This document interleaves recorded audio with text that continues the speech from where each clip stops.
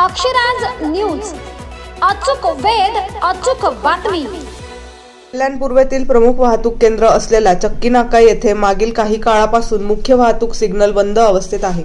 यामुळे दररोज सकाळी आणि सायंकाळी प्रचंड वाहतूक कोंडी निर्माण होत असून रस्त्यावरील प्रवास अतिशय त्रासदायक बनला आहे।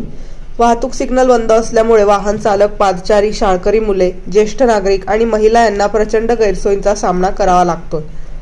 रस्त्यावर शिस्त नसल्यामुळे अपघाताचे प्रमाण वाढण्याची शक्यता असून स्थानिक नागरिकांमध्ये असुरक्षिततेची भावना निर्माण झाली आहे। या अनुषंगाने चक्की नाका परिसरातील कल्याण ग्रामीण विधानसभा प्रमुख रोहिदास मुंडे यांनी वाहतूक विभागाकडे मागण्या केल्या आहेत। या परिस्थितीकडे वाहतूक विभागाने गांभीर्याने पाहून नागरिकांच्या सुरक्षिततेस प्राधान्य देत तातडीने आवश्यक पावले उचलावीत, अशी सर्व नागरिक, स्थानिक व्यापारी, शाळा व्यवस्थापन आणि सामाजिक संस्थांची कळकळीची मागणी आहे। जर वेळेत कार्यवाही झाली नाही तर शिवसेना उद्धव बाळासाहेब ठाकरे पक्षाकडून पुढील आंदोलनात्मक भूमिका घेतली जाऊ शकते, असा इशाराही कल्याण ग्रामीण विधानसभा प्रमुख रोहिदास मुंडे यांनी दिला आहे। अक्षराज मीडियासाठी विनोद वासकर, कल्याण, ठाणे।